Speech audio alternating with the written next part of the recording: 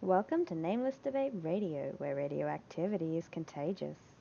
You can join us in broadening our minds on the Nameless Debates Discord via the link below and even feature here yourself, if you've got what it Let takes. me grab my water. Give me a second. Give it a minute.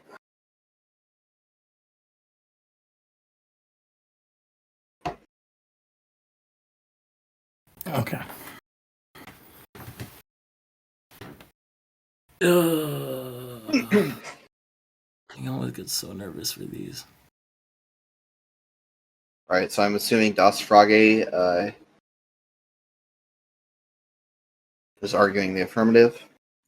Indeed. So just tell me when I'll start your timer. Alrighty. So just so that everyone's aware, we have the tagline for the event, but the full contention. Nameless, you have to introduce the topic first. Topic of the debate is violent revolution is more effective in achieving socialism than peaceful methods. On the affirmative, All you right. have Das Frage, and arguing in opposition would be Jack of No Trades. With our team. Now Froggy can get on with his opening statement. All right. It's 5 minutes, right? Yes. Just tell me when. Okay. I'll start in 3, 2, 1. There has been long-standing debate regarding the most effective means of achieving socialism and abolishing capitalism among leftist spheres for basically as long as they've existed. It's one of the most important practical questions of not just what our aims are, but how to actually achieve those aims. And that's what this debate is going to be focusing around. Our full contention of violent revolution is more effective than other forms of revolution, social, reform, and peaceful, and achieving socialism and abolishing capitalism gets right to the heart of this question. It's essentially asking by what means can these goals be achieved? We're sort of presuming in this debate that we agree on these goals, but I will be making the case that the most effective way to reach those goals is through violent revolution. And primarily, there's 3 key reasons why this is the case. It's that ruling classes in capitalist society will always use force to maintain their dominance, and so responding to that with methods that lack force will prove generally ineffective. Secondly, that the historical example has showed us that this practice has worked better in establishing socialism than has reformism or social or peaceful revolution. And finally, that it's essential to recognize that even if a violent revolution is not immediately successful, we see that the knock-on effects of this revolution being attempted in the first place are eminently beneficial to a socialist cause, regardless of whether it establishes worker rule immediately. So, uh, with this debate, I think that the criteria by which we should measure in the achievement of socialism or the abolition of capitalism isn't necessarily like what economic stage any given society might get to, but rather the more achievable and eminent goal of establishing a worker government, or as it would be put in Marxist terms, a proletarian dictatorship. Basically, what this means is that the criteria by which we can measure the success of a revolution, be it peaceful or violent or social or reformist, is by how much control workers actually have over the government, and especially how much control they have in relation to capitalist classes. So, with this criteria in mind, and Jack can disagree to this later if he wants, and we can get into it.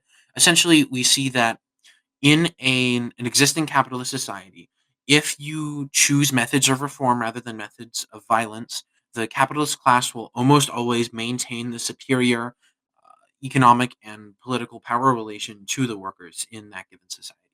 So when we take the path of reformism, it is explicit that rather than establishing worker power, we are merely gaining concessions from a capitalist ruling class, who at the end of the day is still the ruling class. And in the case of a peaceful revolution, that ruling class will simply use force, or their already existing disproportionate political and economic power to crush any sort of movement towards workers' rule over society. Um, in effect, if workers want to establish rule over society, they have to do it by force of arms. This has proven to be the case historically. This is almost eminently theoretically clear by just looking at the issue.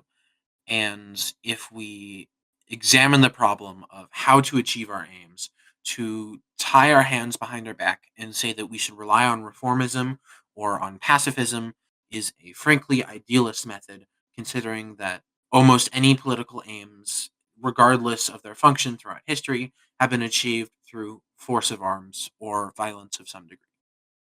In effect, the best way to meet our criteria of building socialism and establish workers' rule is through violent revolution. Uh, I rest my introduction.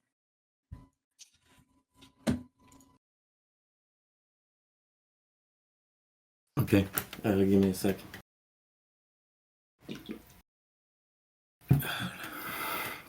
Okay. Sorry.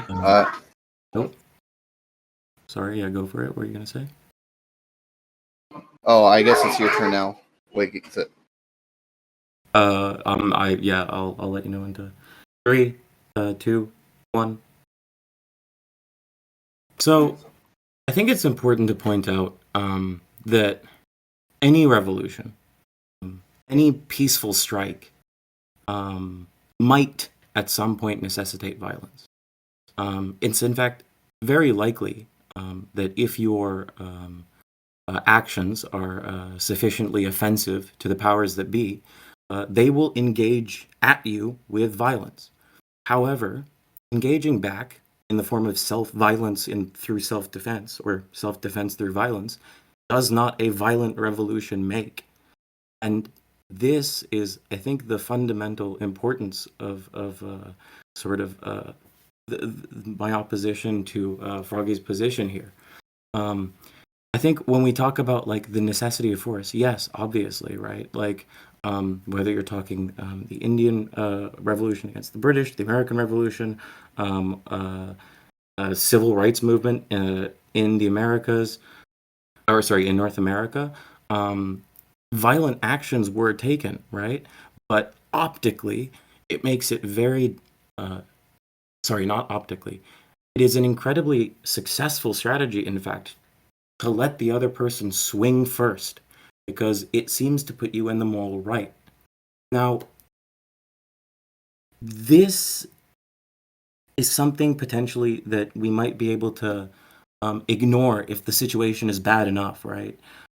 If, for instance, people are starving on the streets and people can't get what they need, a la the French Revolution, violence may be an absolute necessity. There may not be time for peace. But when we talk about a socialist revolution in the modern day, there isn't really the same motives that would necessitate jumping to violence immediately.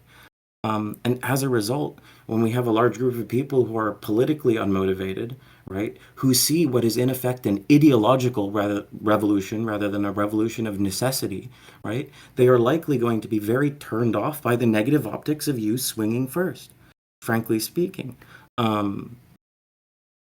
This brings me on to the general tenability of a violent revolution in the developed world at all.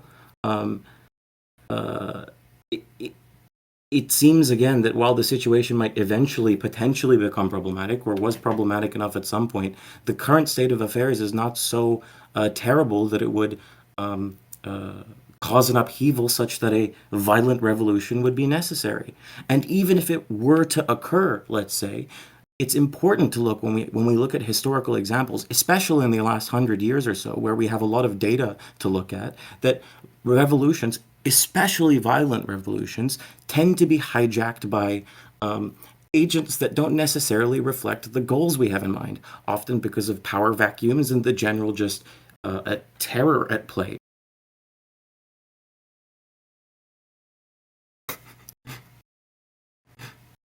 Right, I had a timer running. I was at 140, I think, or 145 or something, like left. Yeah. Okay. So sorry about that. I was trying to join on my computer, but I had to leave because there was no sound going on, and I accidentally pressed the wrong button. So that's really my bad. Uh, yeah, continue where y'all were leaving off. All right. I'll start again in 3. Oh, wait, sorry. I just need to remember where I am for a sec. Blah, blah, blah, blah. Yes, okay, Basically, hijack. Yes, yeah, okay, cool. 3, 2, 1. Yes, so in the examples we have, right, whether we're talking about the like terror in the French post-French Revolutionary period, or if we're talking about the socialist revolution itself, or I should say the Russian Revolution itself, um, often or the revolution in Iran, which was hijacked by the Islamic State, or the revolution in Egypt, which just happened in 2008. There's a plethora of examples of the fact that violent revolutions, often more often than not violent ones, tend to end up with a power vacuum that's very exploitable by what we would consider bad actors, likely going to act as capitalists or oligarchs, pseudo-capitalist type oligarchs. Um, with the last sort of, I think the criticism you presented with regards to reformism, right? I think that I've heard this criticism a lot, right? That if you keep doing things like socializing healthcare, or if you allow for or if you socialize like medical insurance, X, Y, or Z, or retirement plans, you're just placating capitalism, right? But the question I ask you is, if I start off with a bicycle and I add enough parts, eventually I have a motorcycle, right? I don't still have a bicycle, right? So this doesn't really I guess, track in my mind. The last thing I'd say is, it seems like kind of like Marx and Engels said in and of themselves, 10 seconds. right? Yep. Socialism will happen as a result of like technological necessity. And it seems to be an emergent property already. We've got open source and peer-to-peer networks all over the place that are effectively collectively owned, whether we're talking technology, language, or Yep. patents. All right. Moving on to open discussion.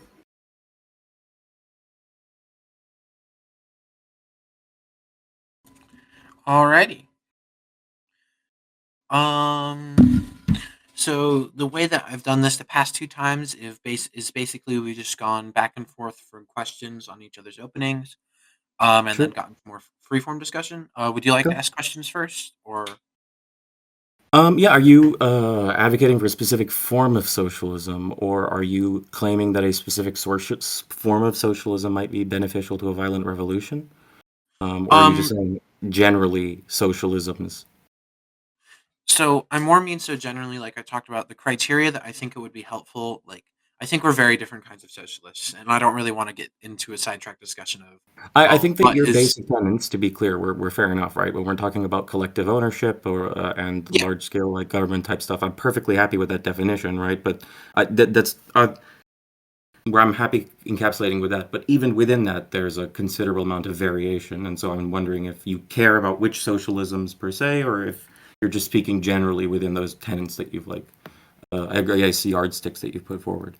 So I was just speaking generally, but the criteria that I put forward is basically just, do workers control the government, and do they have more economic and political power than the capitalists in this government? Would be like this criteria for like if socialism or if revolution was successful or not. Okay. And I think the other question I would ask is, well, it's not so much a question, but it's an assertion, I guess, that I would wonder if you would agree with. If this was like a temporary type thing, right, a la the formation of the initial CPP, or let's say even the USSR, if we're considering like that communist party like socialist, um, if those things are falling apart within 80 years, or effectively turning into state-run capitalism within 50 years, right? Are we going to consider those things like the abolishment of capitalism or a successful attempt at socialism? I feel like no. So by this criteria, we would see like, at least, and I think you could agree with this, that by the time of both the Russian and Chinese revolutions, like at the initial phases, the countries certainly were uh, like proletarian dictatorships. Like the capitalist class or aristocratic class was driven out, their political power was stripped, and then they were replaced by workers or peasants. As to where like the Soviet Union fell apart, I would think that the fact that it was established in the first place is a success, given it was the first ever example, and the reasons why it fell were unrelated to how it was established. Okay, but regardless of the reasons as to why it was established, I'm just asking if let's say it was successful at achieving your goals for let's say a period of 10 years but fell apart and fell right back into capitalism, I'm assuming you wouldn't consider that a success. Not a long term success, no, but a success nonetheless. Okay. That's fair, I guess. I would just when I consider like effectiveness, right? I consider, I guess, in my mind, how long term is this thing going to stick around, right? Like an Sure, effective but solution to me kind of um sort of implies that. sure, but Um, this span of time is still longer than any socialism achieved through reformism or any other problem. What we're talking about is real concrete examples of socialism and workers' rule that were established and did fall apart for unrelated reasons to well, okay, revolution to against. be fair, right? Like the USSR, or I guess even the formation of the like like the Bolsheviks effectively were blankists, right? Like they were not like, oh, like worker collectively owned government and means of production. Like they were straight up, okay, we need like a long period of hardcore authoritarianism that is effectively controlled by a minute ruling class because workers are too stupid, or this is like not logistically feasible, right? Like they were blankists. They were not like, we're going to have like socialism outright at the get go. And in fact, like as far as I understand, largely the economic system within the Soviet Union effectively was just like I mean, wasn't really what we would consider like, as far as I understand it, especially considering like the workers' conditions, what we would consider socialism per se. And in terms of the ability for workers to actually have power over their situation, right? Like the Chernobyl incident, right, is an example of this, right? Where literally like top-down bureaucratic elements just fucked the whole thing. Um, So, uh, the Bolsheviks were not blankists. The Menshevik faction would be, and the SRs, or what would be closest to described as blankist, or the idea that, uh, like, so there was a reason that the Bolshevik slogan was "All power to the Soviets," and why the government they formed was specifically the Soviet Union, because the entire way that their government functioned was Soviets or unions controlling the governments. Like that's how the Supreme yeah, but Soviet was. this was in name only, right? Like in terms of how they operated, they were effectively blankists. Right? And as far as I understand, Leninism is in and of itself. Granted, I understand that, especially at the start, there was a little more diversity within the Bolshevik Party, but pretty quickly that kind of disappeared for obvious reasons.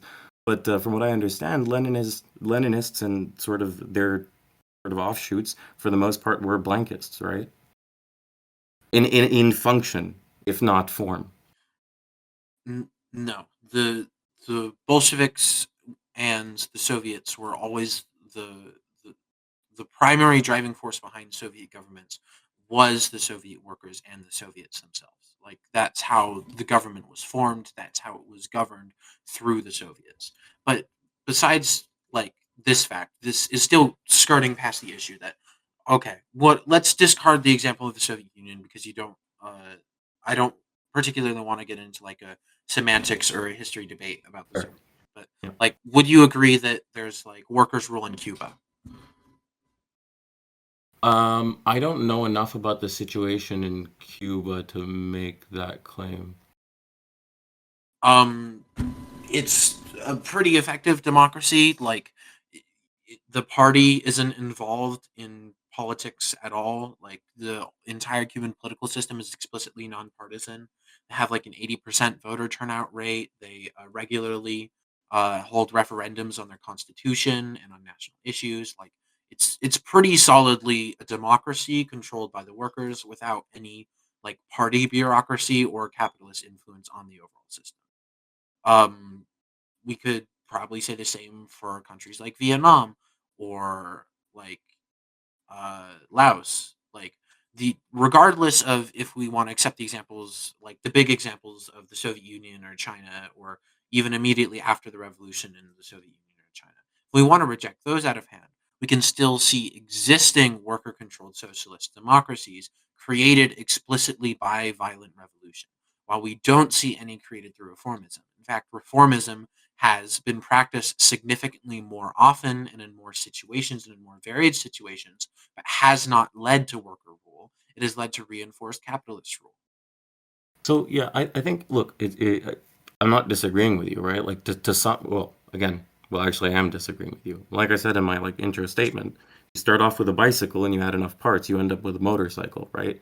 I understand the claim that it quote unquote reinforces to some degree the status quo of capitalism, right? But if you swap out enough parts, right, eventually what you're going to get to is effectively collective ownership of the means of production, even if it's not at the corporate level, right? Even if it's at just a like national or government level, right? And Okay, but where is the the percep- motorcycle? sorry. Reformism has been a political project for 150 years, and there's still no motorcycle. Yeah, the So point where is is it's the a motorcycle? long-standing political project. But I want to say a second thing, right? Because there's often this conflation of reformism and like non-violent like revolution. They're not the same thing, right? Reformism is meant to be like the slow thing, right? But non-violent revolution, right, where I said self-defense, violence in the form of self-defense would probably be necessary, right? Um, is also an option. And in a situation unlike China or Vietnam or Cuba or the Soviet Union at the time, right, where the economic situation for the vast majority of people was so dire, right, that a revolution and a violent revolution was necessitated, regardless of the like political or economic outcomes per se, right? Um, it seems like that's largely not going. You're not going to get that same activation energy in the Western world, right? For a violent revolution, But right? the But you Western will get world that is kind it of activation energy for like general strikes, right? Peaceful strikes that might result in violence if a capitalist tries to hurt you. But that's a different thing than going out there with the intention of burning down a factory, right? You don't have to burn down the factory. You can just refuse to work there. so firstly, the Western world is a tiny minority of the world, and especially the world economic situation. To focus on like the United Kingdom or Australia as like, well, this is where we should evaluate the criterion of where revolution should or shouldn't be done is kind of silly. Uh, but the wider point being that in a violent revolution, like it is still violent to act in self-defense. You're not saying that something isn't violent when you're acting in self-defense. You're saying that it's justified violence. And Yeah, if but we're it's not a saying that, violent revolution, right? Like to say that then no we revolution would ever be violent no, because that's not all true. No. There are revolutions that were inherently, right, by their very nature, they started off as violent, right? There wasn't like a peaceful protest and then they got shot on and then something happened. They went out and started burning shit, right? like There what is a delineation we can draw. what revolutions were started like that. I mean, the American Revolution is an example of this. The American Revolution was far preceded by peaceful acts of resistance before any shots were fired. It was preceded by peaceful acts of resistance in the form of Yes, so effectively by saying like, well, if peaceful actions precede the violence, then it's no, self-defense. Then no no, sorry. revolution would ever be violent. If Like this is defining Again, away no. violent Sorry, revolution. just to be clear, if I'm not mistaken, and I could be wrong here, right? In America, the American Revolution was a situation where shots were fired first. No, like the Boston Tea Party precede. So the first quote unquote shots fired, I guess we could consider in this case would be like the Boston Massacre. But the Boston Massacre didn't start off the revolution. The revolution wouldn't start for several more years. And both preceding the Boston Massacre and preceding the actual start of battles, which I don't remember the name of the town. It started with an L. But preceding the actual start of the war, there were peaceful acts of resistance and there was political organizing. So this was uh, movements don't spring out of thin air, and all revolutions will have peaceful acts of resistance that precede any sort of armed action. Even if those peaceful acts of resistance are explicitly organized to be like, hey, we want people to do a violent revolution. Any revolution where the workers are rising up against the capitalist class is always going to be in self-defense. To say that this self-defense makes it no So longer if it's violent. fair, then I mean, if we want to draw an explicit delineation here, and then I wonder if you think it's okay, like the delineation I'm going to draw out, right?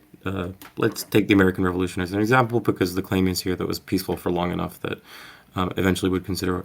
So, if I were to propose like a difference here, right? It's that it doesn't matter how many times, let's say, the capitalist class would start like attacking you, right? The difference is that every single time your protests would be peaceful, right? Until and each protest therefore would be independently quote unquote violent, right? The difference being that like the French Revolution or the American Revolution transitioned explicitly into our main goal is winning this through violence rather than independent acts of self-defense. Is that a fair delineation? I'm not really sure what you're getting at. Just if we choose to view the acts as No, independent, no, no, not if we then choose to, right? At a certain point, right, the explicit goal of your revolution might be okay, we have to engage in large scale violence outright in order to make this tenable, right? So a you start a okay. full on French Revolution or American Revolution, start a war with another country, or you run around executing everyone, right? Um, the other option is again violence is enacted upon you, right, at every protest that you do, but every protest you do starts peaceful, right? If you're doing generalized strikes or protests, right? You never switch to our starting mode is violence, which these other revolutions did, right? Eventually, these other revolutions resorted to, okay, we're never going to do the peaceful aspect of this. Okay. Fair Sure. I'm fine with this delineation? criteria. Yeah. Okay. Yeah. No socialist movements have been built through this method of peaceful revolution. Um, That's fair. I'm not making the claim that they have been so far, right? But I think the issue is Well, I your claim here is that like socialist revolution, sorry, the violent revolutions are more effective in achieving like socialism, right, than these peaceful methods, right? And yes. I think the issue I'm having with that is that it seems like with a fair few exceptions, right? either either revolutions, right, that were explicitly socialist in nature have to some degree descended into um, uh, pseudo-capitalist enterprises, right? I would include Vietnam in that. I'm sorry, I don't know enough about Cuba to say, but Vietnam isn't like the conditions there are not such that I would consider it again proletariat or operated government or means of production. Um, Outside of in name only. But in lieu of these exceptions, where we have socialist rate or attempted socialist regimes, which just seem to have degraded into capitalism or outright like failed, um, or we have a variety of revolutions that happened to be hijacked by socialists, right? Like, I guess my issue here is it seems like the power vacuum question, right? Is yeah, we've got this once in a while a socialist revolution works out, but the example of socialist revolutions that we have otherwise are kind of like either hijackings or were hijacked, right? Violent level revolution doesn't seem to be a very uh, good gamble in terms of achieving your goals in a general sense. Okay. So the question that we're debating is if violent revolution is more effective than other methods. and you can make you can point out, like, in totality, most violent revolutions throughout history, and specifically socialist ones, probably have failed. But the fact that any have succeeded or that any have achieved any sort of their aims trumps the fact that peaceful revolution has not achieved anything. So, like, you can point out that it's a good gamble and you can critique this idea, but you can't Well, to actually say that offer it's anything achieved, substantial. to say that it's achieved nothing, I think if it perhaps it Or hasn't. rather, it has not achieved our criteria of the work we're trying to Well, no, to some degrees, right? It has made steps, right? Like that's the point, right? Like the big union movements in like a perfect example is what's going on in France right now, right? Or the stuff that happened in the Scandinavias in general, or the union movements in the States in the like post World War II period, right? Like to say that these, I guess, revolutionary acts in relation or in response to changes in technology and social structures have definitely caused what we'd call like socialist effects, right? And I understand that you have your yardstick, right? But in my mind, it's no less as effective to achieve that yardstick by a series of steps that we can sort of see coming, rather than like claim that they necessarily need to be achieved all at once per se. Sure. So in France, the entire issue they were protesting about was the raising of retirement age. They didn't even get the concession that this wouldn't happen. It just got pushed back to an indefinite later date. So it's still going to happen regardless of their protest. Scandinavian social democracy was not only established without any sort of revolution or popular movement, it was established top down as a means to maintain social stability, but it hasn't actually, like, it isn't developing towards socialism. It's just workers don't have political control, but they have slightly nicer healthcare, and that doesn't seem to be progressing anywhere. And, like, we can talk about building steps or turning a bike into a motorcycle, but in order to turn a bike into a motorcycle, you have to, like, actually add a motor, and we aren't adding a motor through reformism or like peaceful methods. We're just making the bike better. And that's fine if we want a better running bike, but we want a motorcycle. We want to build something completely different. Like, I understand what you're saying about how, like, in theory, through reformism, we could establish a socialist system. But the fact is that while political and economic power is concentrated in the hands of a capitalist class, reformism will, or peaceful methods will always tend towards reinforcing existing class structures rather than abolishing them or building new ones. Simply because they have the means to shape those new relations and we don't. The way that we get those means is through force, is through violence. Or through political means, I sure, like, it or through is boycott, perfectly right? Like you can commit, I mean, boycott. like you could You consider could, economic violence, right? Like you could boycott things, right? sure, like, theoretically, you could achieve change on a political level, but the fact is that when you are at a disadvantage in terms of political and economic power, you are not likely to achieve political and economic changes that are favorable to you, especially structural ones.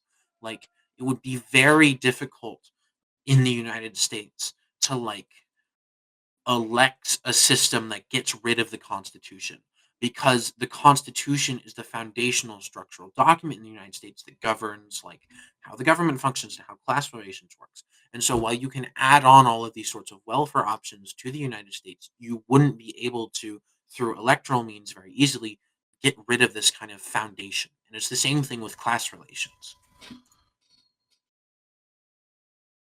Well, okay, hold on. I'm not, if I'm not mistaken, and I could be wrong, but I maybe I misunderstood your yardstick. But you're never really going to get rid of class relations in their entirety, right? Like socialism or not, you're going to have some kind of hierarchy of value by which like people are going to be measured or have some kind of political or social sway or power over Uh, other people more so than.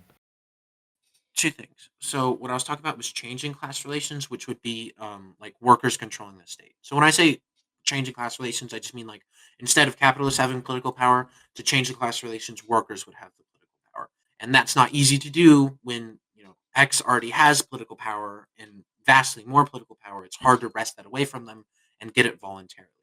But secondly, like, yeah, in an ideal socialist society, there would be an abolition of class relations because class relations is just how someone relates to the means of production. That's not a super important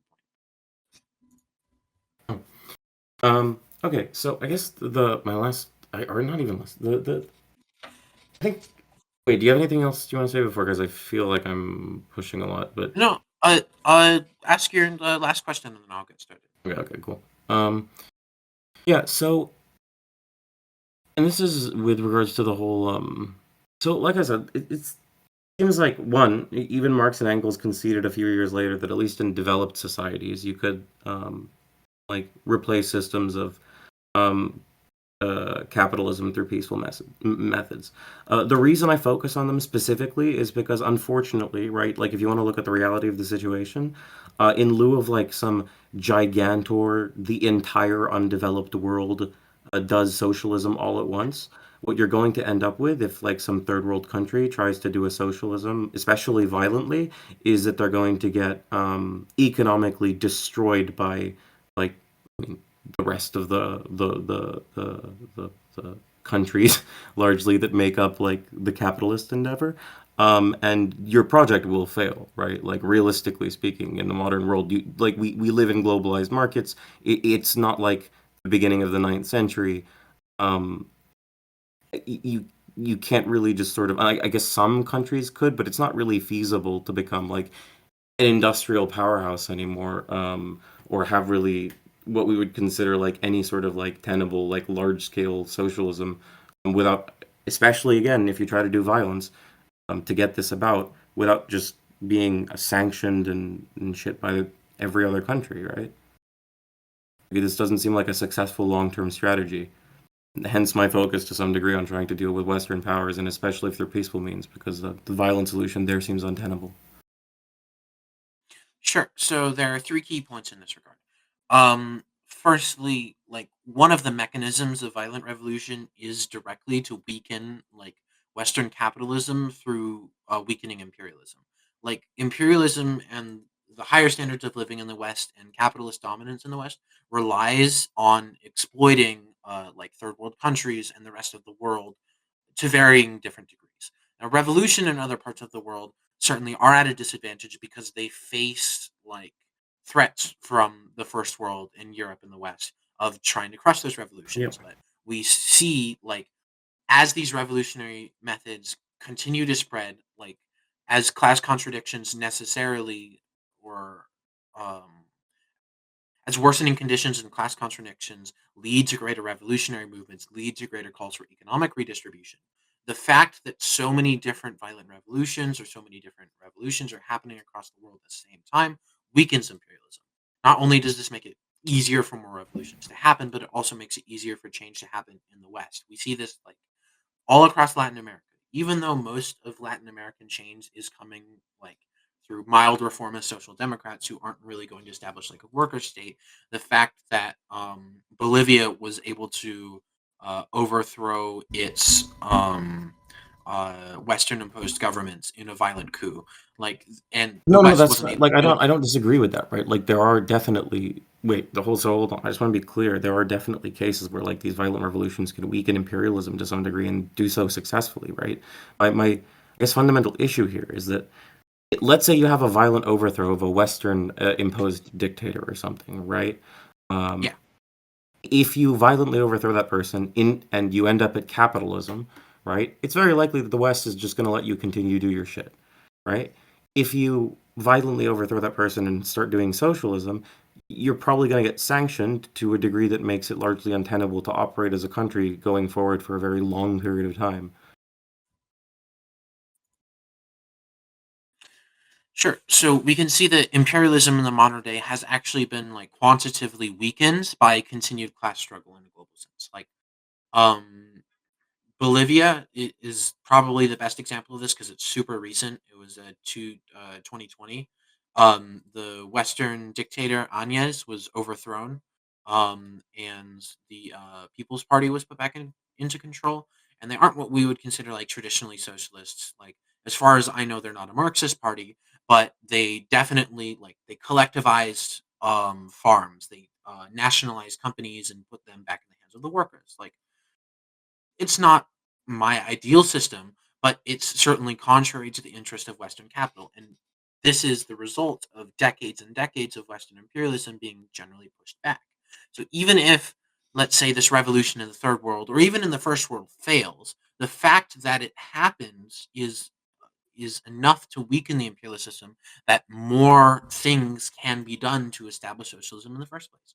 Like, in general effectiveness, even if it doesn't succeed in where it started or at that time and place, it still contributes to the general global movement. And that's what's important, because not only does violent revolution has achieved its aims in establishing socialist movements throughout history, but even when it fails, it still creates conditions for more socialist movements in the future. While reformism So doesn't meaningfully.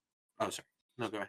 yeah, moving on from reformism, but I kind of want to address that point, right? Like, because this is something that's hard to parse, right? I'm not going to make the claim that like what you're saying is wrong. It's just one of those things that's like difficult to assess, right? It's like one of those assessments like um, socialism did X to modernize the Russian economy in the Soviet, like the post-Soviet or early Soviet period, or like the CPC did a lot to modernize China, right?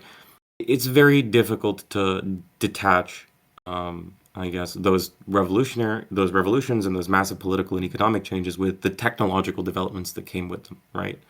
And I guess my problem is like, yeah, I agree with you.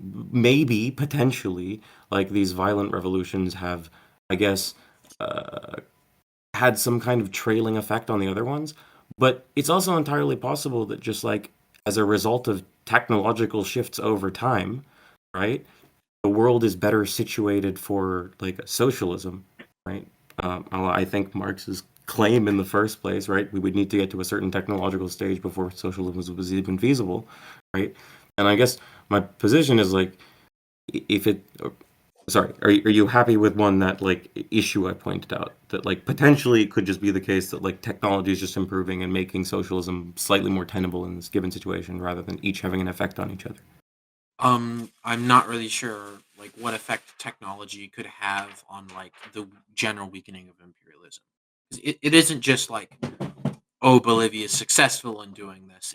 It's like, wow, the Well, United it would States it would be government didn't things like immediately it, pay it for would be things like, for example, if you want an example of technology, right? Like energy production, right? Like especially for like large scale industry. If, for instance, you don't have an oil rich nation, right? The fact that you have access to solar power, right, or wind, or tidal energy, or whatever the fuck, right? Technologically speaking, means that you can effectively operate independently of imperial power, right? Or having to rely on like some kind of globalist effort in order to have access to energy.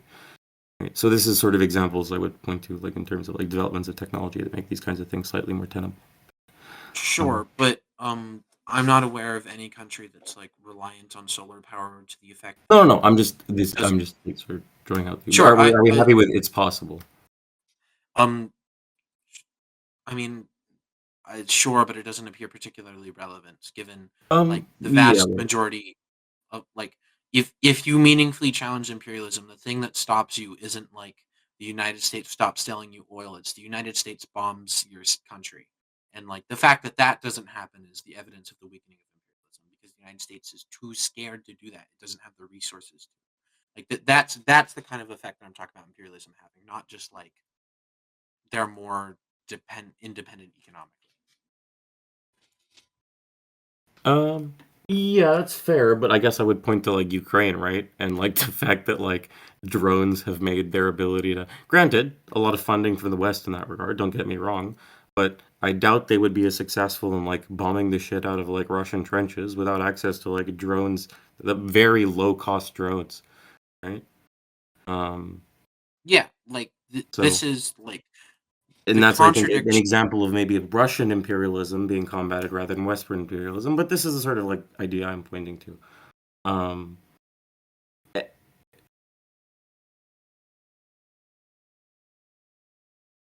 Okay.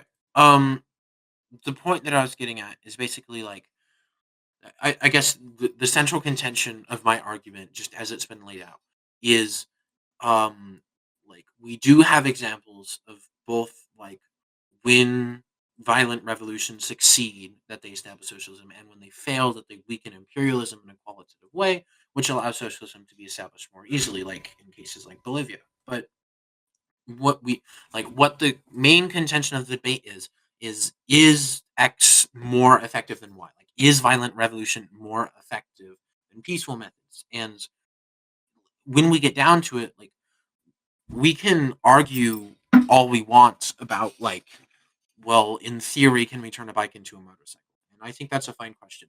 But we are looking at an inherently practical question, and we should rely on looking at practical realities and what practical realities, like what things have been accomplished to answer this question, rather than like idealist notions of, well, this could theoretically Well, happen. I don't. So Because I don't think these are idealist notions, right? Like there are like certain like there are certain things that seem to be just emergent properties that are kind of socialisty, right? In terms of like where we've gotten to at a technological stage, right? Like I said, open source technologies, right?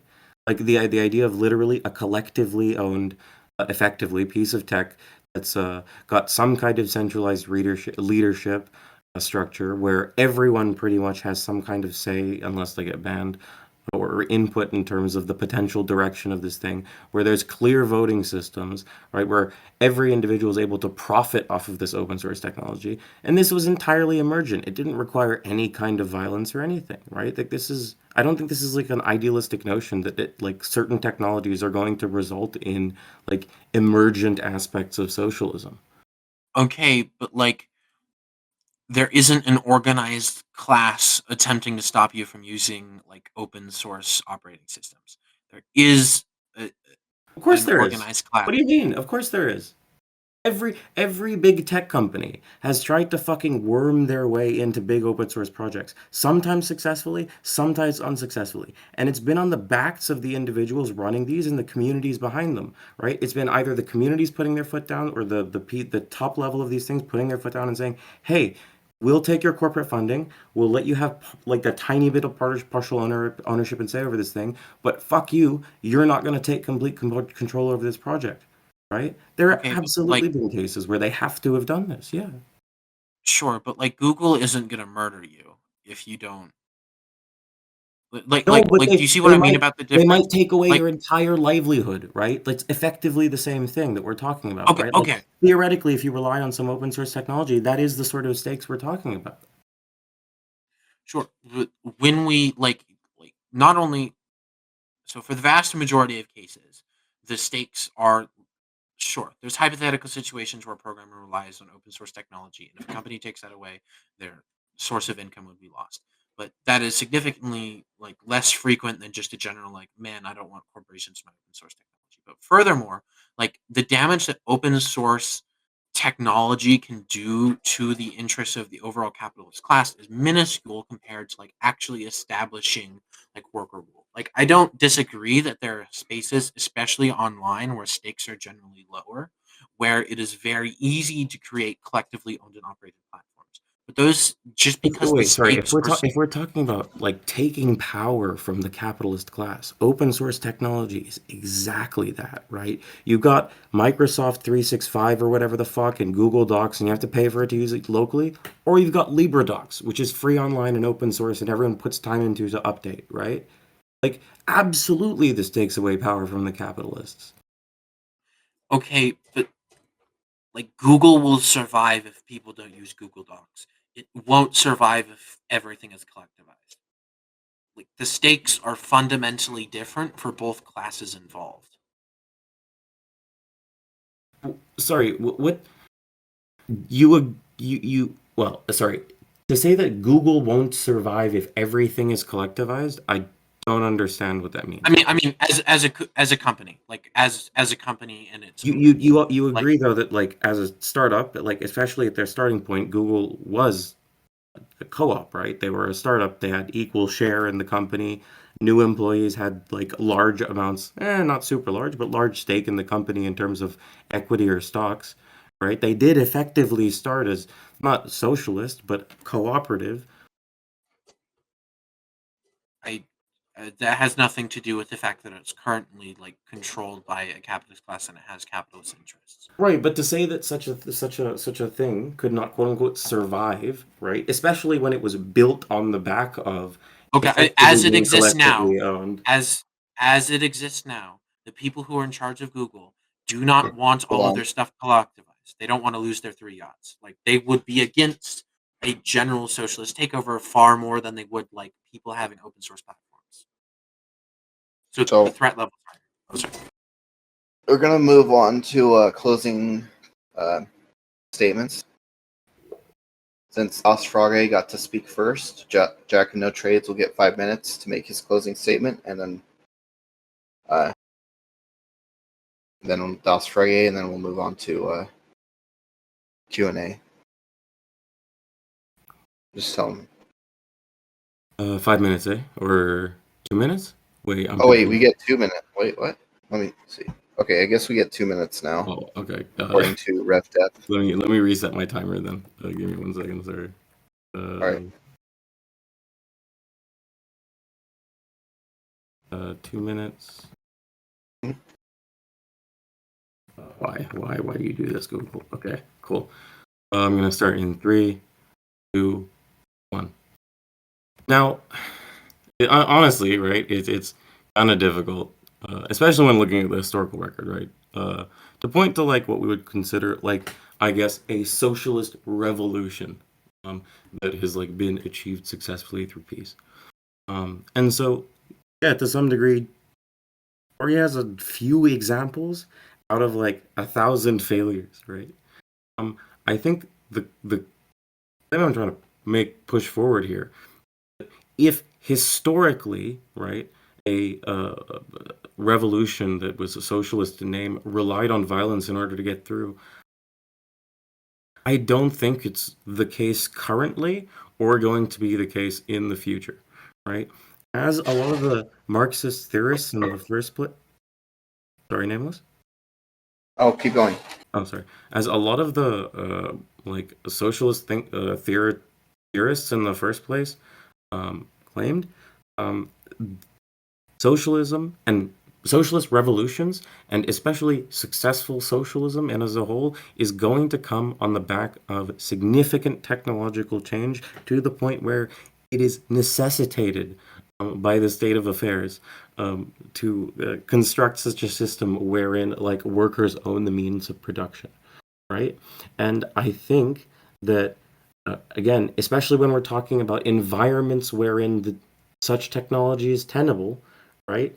It is an optical loss to engage in violence when what we see to be a, however slow, however painful process of step by step turning this bicycle into a motorcycle over many generations. None of us are ever going to see a socialism in our lifetime if we try to do it through peaceful means, but it doesn't mean that it's not effective as a long-term solution or strategy. All right. 2 minutes is up. Froggy.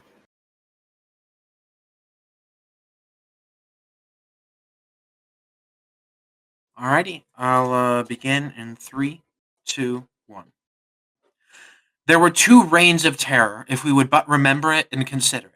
The one wrought murder in hot passion, the other in heartless cold blood.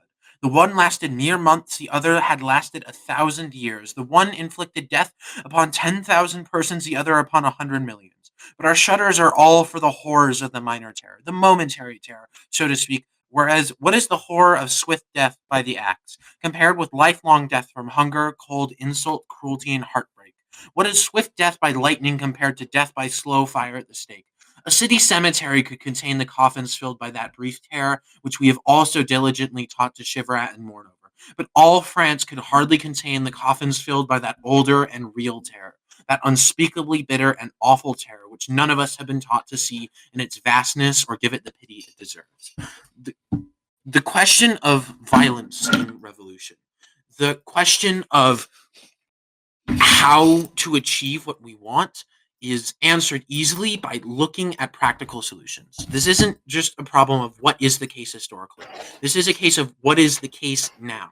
It is the case now that reformism, that social revolution, that peaceful means of revolution, it isn't just the case that they haven't been tried.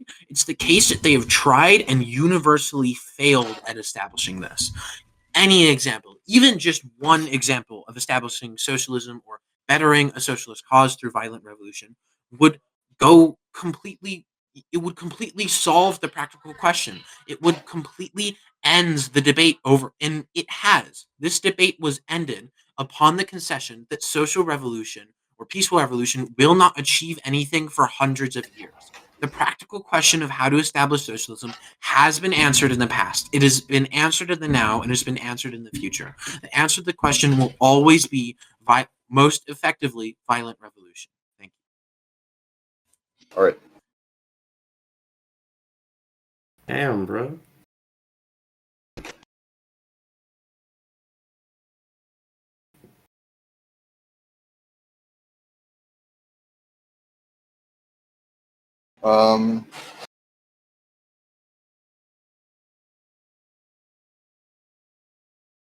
I believe we do questioning now.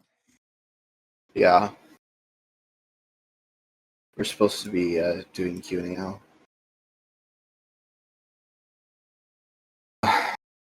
All right.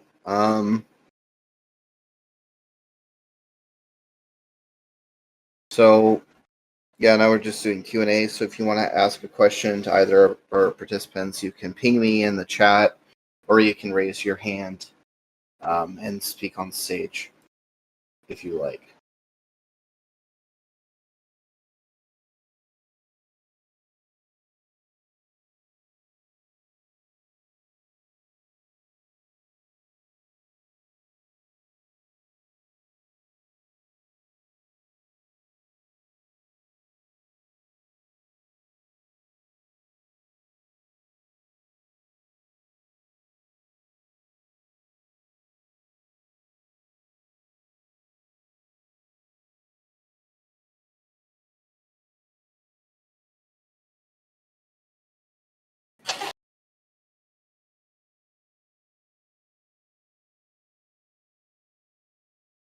That was a lot of fun though, Jack. Regardless of how it ends, it was. I didn't prep super hard, and Ooh. I needed to probably address some things better in the debate. Like I felt like I dropped a lot of. What the fuck is going on here? Sorry, just domestic abuse in the background. Don't worry about it. Based.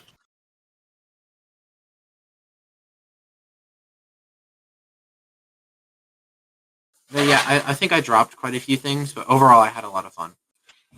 Yeah, I mean, really bro, like. I'm glad I did reading because your fucking just a basic knowledge set is absurd.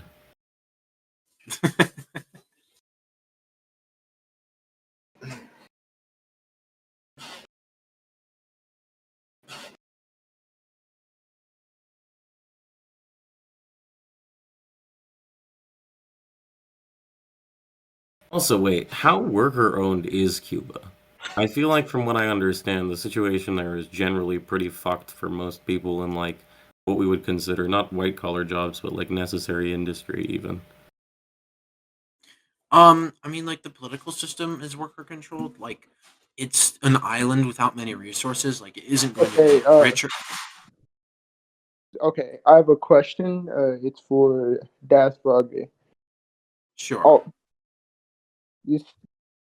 this might be only tangential to the debate topic since it's not generally about socialism, but I would feel that although reformism doesn't, it, although you would say that reformism doesn't seem to be as effective at achieving socialism than violent revolution, I would say uh, reformism is better at achieving the best living standards so that the people would not want a violent revolution to overthrow the system that they are already happy in. Yes, the explicit point of reformism is to give concessions to the working class in the first world or the imperial core so that they don't want revolution. And yeah, like that wasn't a question. I'm not really sure what the question was, but just like as a general statement, like this is explicitly why reformism exists as an ideology, and it can only sustain itself so long as it continues imperialist exploitation across the world. So like while this might be great for like Europe and segments of North America, it isn't great for the vast majority of humanity. So I wouldn't really put it as like a desirable goal. Like Can I? I don't think the entire world can be Switzerland. Sorry, can I actually address Froggy's point here, if that's okay? I Yeah, actually don't know sure. what the rules are regarding the question period, but Yeah, you can. yeah, I guess I don't know why, like, I don't know why you're making the claim necessarily that the reformism can only happen, like, I guess within the imperial core, right? Because one, there are certain actions of like reformisms, a la boycotting certain brands or social action against certain brands based on the worker conditions they have in other countries, right? Or even reformisms within the countries we're talking outside of the social core, where, like, I guess they do still make concessions, quote unquote, right? And there are still a capitalist class, I guess, or status quo sort of like sitting around. It isn't necessarily just like, I guess, restricted to the imperial core, as you put it. I I mean, have a like question. Oh, just really quickly, um, like reformism isn't restricted to the imperial core as an ideology. I just mean like successful reformism that leads to like Switzerland's standards of living. Well, I mean, even successful reformism, right? Like India's a, I mean, granted, the situation in India is still pretty shit, but like drastic improvements have been made in the last like 10 years. Well, I mean, I guess, but that's a debate for another time. Yeah, that's fair. so Insync asks our participants, who do you each think performed best for that debate? Well, I mean, from my perspective, and it's generally hard to know, especially when you're, I think, inside of the debate.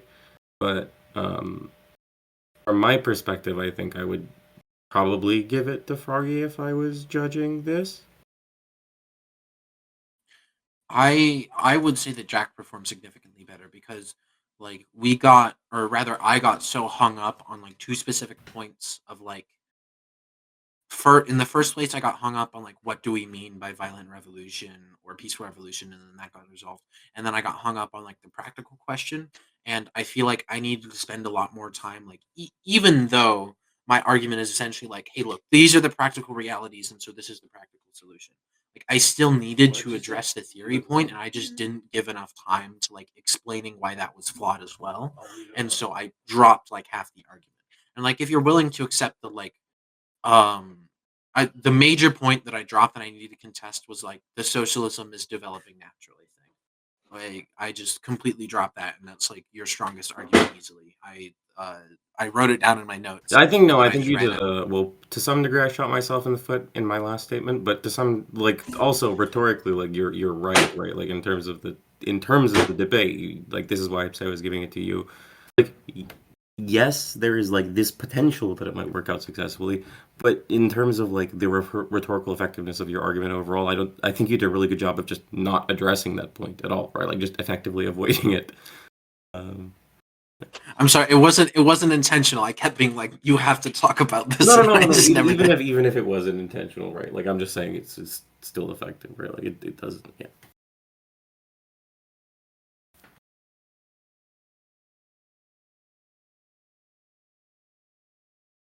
Dude, also wait, did you have that last one prepared? I feel like you did. There's no way you just pulled up that. Yeah, it's no. I wish I was that good. No, I spent a while thought about that.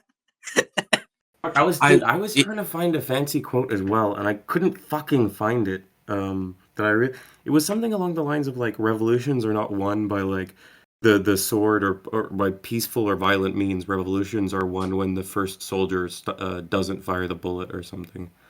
But I couldn't fucking I don't even know if I like made that up in my head, but I feel like it's a real thing I heard. yeah, I am.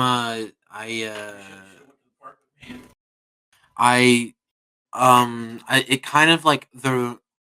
I thought in like the way that I prepared, I thought that the question would center over like the violence aspect of the revolution, and instead it ended up on like, I mean it kind of did, but not in the way that I thought it was. So the quote was like out of place because the whole point of the quote is being like, the French Revolution wasn't that bad when compared with like the actual reign of terror of like aristocratic dominance and stuff. But I think it was still generally pretty powerful, and it sort of fit my point, but not as well as it could have.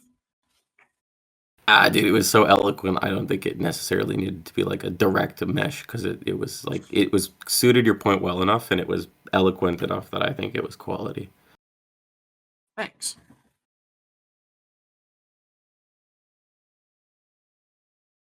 Yo, actually, that gives me an idea. Actually, okay, I'll mention it later, and because we might have other people who have questions. But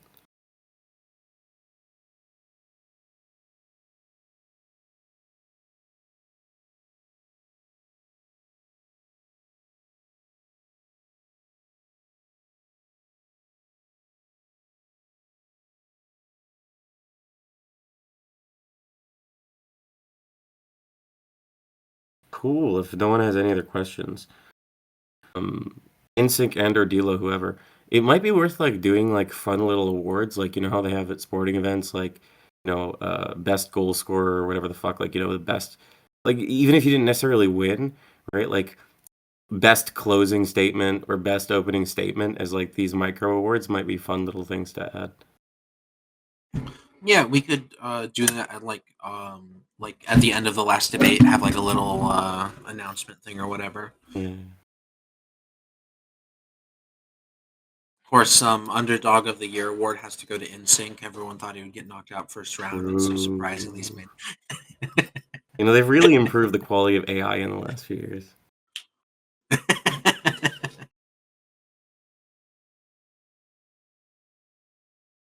Hey B, what's up? Yo, I have a question to either side, really, since I came a bit late, so I'm not sure who argues the affirmative or the negative. But since there are no other questions, mine is a little bit different, but not entirely. So, socialism aside, if you just take the word socialism out of the question of this debate, Mhm. would you still, either of you, affirmative or negative, say that violent revolutions are effective or not effective in achieving whatever goal that they would want to achieve? Would you say there's a general answer to that, or is this a case by case? And if it is a case by case, what would be the highlights of the cases? So I think to some degree my argument hinged on this. So I'll address it very quickly, and then I'll let Froggy answer it because I imagine he might have a slightly more in-depth thing, given that I don't think necessarily covered that.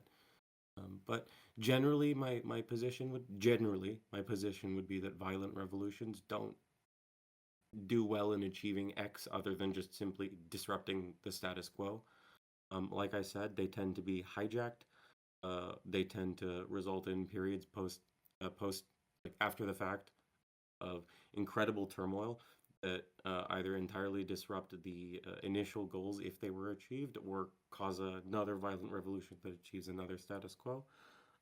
There are certain cases where, again, they are successful-ish, um, purely because they are so necessary, i.e., in the case of the like French Revolution, where we're not just talking about like political power, but like a situation where the vast majority of people are like really in an unlivable situation.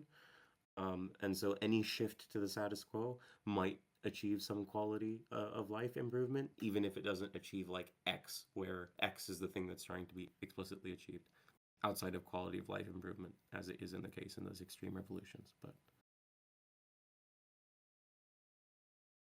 Um, I mean, I was the affirmative. He was the negative for the debate, just for context. And I would say, like, originally, I kind of did want to just talk about like, is violent revolution generally more effective than peaceful methods? But because we're both socialists, I thought it'd be interesting to like center on this discussion. And I think narrower, I can't speak, narrower scopes of debate tend to work better. So we settled on this. But as to the broader question, I take basically the same stance as I did in this debate, in that like it's kind of a simple quote, but I like it. Like all political power in the end flows from the barrel of a rifle. violent change is effectively like, well, violence is the only way that politics gets done, whether it's by revolution or through the status quo. Like, the status quo is already maintained through violence, and to make any real changes to the status quo, there either has to be like an acceptable level where the people who already have access to the most violence don't really care, or you have to use violence to get them out of political power. This can be like force, coercion, economic, military violence, whatever. But generally, the way that political aims are achieved is through violence of some degree. And the same is true of any revolution. Because in a revolution, basically all you're doing is trying to achieve political aims. Actually, to be fair, I do want to point something out that I think I actually forgot. Probably a good thing that I didn't mention it in the debate, but it is a position I hold. Technically, I have very mixed opinions on this, but it seems likely to me that even if you have an entirely peaceful, successful revolution, you need violent elements within it. And I mean, like, elements that are entirely counter to the ideology of your revolution in that they are violent. And they are important because, one, they strike fear, but two, it gives a group of people for you to point to and say, hey, those are bad people, we don't like them, right? We don't like the fact that they do violence, we don't want to do violence, right? Now, the reason I'm mixed on this is because it feels slimy to be like, hey, those are actually like kind of a necessary component to be part of this. But also, like, ideologically, I totally disagree with the tactics they engage in, even though, like, again, like, I feel like they're necessary. Like, I don't think, for instance, that the civil rights movements in the state would have been as successful. Sorry, the peaceful civil rights movement in the states, right, a la Martin Luther King, would have been as successful without like the Malcolm X types who were doing violence, and for Martin Luther King types to point to and say, "Hey, we don't like the fact that they're doing violence." Makes sense.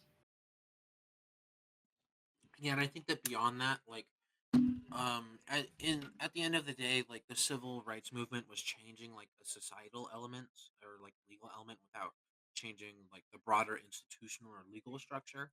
And when we get more into like socialism territory, where probably you're more like completely redoing the state and its institutions and class relations, like, you need violent elements to enact that, even if like you get to the worker control in the first place through peaceful means Well, no, no, or okay, through like, wait. Maybe I should have mentioned this, but I assumed it wouldn't need to be. Even if, like, we assume, right, that, like, if you are completely peaceful and you achieve your goals, right, and you somehow, let's say you don't need to seize capital or the means of production, you just peacefully seize this control of the state, right, of the government apparatus.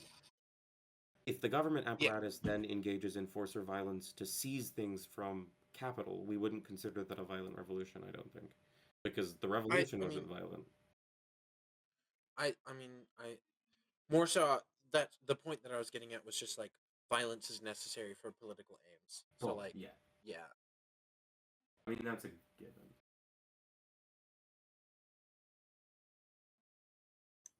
yes, I Raj, would I'm absolutely sure it's dialectically inevitable. I would like sorry Nice. to ask a further question to Jack, because I think Jack, you made a comment of saying that violent revolutions have this tendency of being hijacked.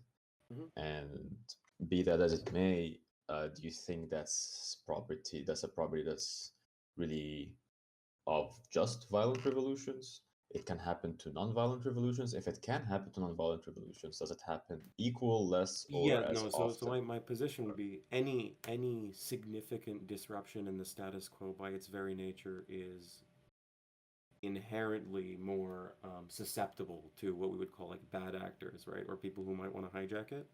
My claim would just be that violent revolutions tend to cause a greater effect of that because of, one, the social situation surrounding them, a la the terror and stuff, um, but also the inevitable power vacuum that's going to sort of happen, right, with particularly violent revolutions, right? Because you're not going to have like a violent revolution that happens by itself. when you engage, oh fuck, I should have said this in the debate. God damn it. When you do a violent revolution, every other motherfucker with every other political aim who wants to also do violent revolution will jump on and also try and do violent revolution at the same time, because the time is opportune, right? It's a perfect opportunity for them to get in. So yeah, you're actually even even more susceptible, right, to the sort of hijackings by really bad actors like Nazis and shit, where I don't think Nazis are likely to hijack your peaceful revolution per se, right? I would like to put a data point on this and also ask you for data points on whether you know peaceful revolutions that have been hijacked or not hijacked. So I would say the final thing I'd say on this, I mean, the Egyptian that revolution is kind of an example I would yeah, point to, yeah, right? yeah. It's the obvious, right? Like, yeah. It's funny you say this because that was on the tip of my tongue. Being Egyptian myself, I would say that the Egyptian revolution was hijacked through and through, Yeah, and and it was peaceful. yeah, It was extremely peaceful, but it was I think hijacked from the the beginning. fundamental issue there was, and unfortunately, there's no way around it, right? Like, it was extremely peaceful from like the populist perspective. The issue is what won the revolution was effectively a military coup d'état, right? And so at that point, you're talking prime hijacking material, right? Especially the way, as far as I understand, the Egyptian military is constructed, like in terms of power structure, right? It's effectively not autocratic, but like it's a centralized. You've basically got like a commander-in-chief style, right, for your military, if I'm not mistaken, but it's not your president. Yeah. So, yeah, once you got to the point where the military effectively was doing the revolution, right, which I understand isn't, I'm oversimplifying significantly, but that's effectively what won it, was the military coup d'état. Then yeah, you're talking like ripe for fucking hijacking for obvious reasons. But I would say, like, even ignoring the military part, looking at the Muslim Brotherhood, I mean, there are theories which are saying that the Muslim Brotherhood was instilled by the military, but ignoring that, the Muslim Brotherhood hijacked the revolution way before the military did, and they hijacked it on the premise of abusing the religiousness of the Egyptian people. Even though the revolution, I don't think we're going to disagree that it was peaceful, but I don't think we disagree on anything yet anyway. But I think that it's obvious that it was a peaceful revolution. It was hijacked, even ignoring the military. It was hijacked by the Muslim Brotherhood. Yeah, I mean, look, I agree, and that's the thing I would say, right? I feel like if you were to like put like a ranking of likelihood of hijacking, right? I would probably put it as violent revolution, then peaceful revolution, and then reformism, right? Even reformism is susceptible to hijacking theoretically by bad actors, right? Any generational project is, but less so, right? At least in my opinion, right? And so in my mind, it's like if you want to achieve a successful goal, you point to the thing that's like the least of a gamble, which is, the thing that's least likely to be hijacked or fail in a short period of time. One of the two.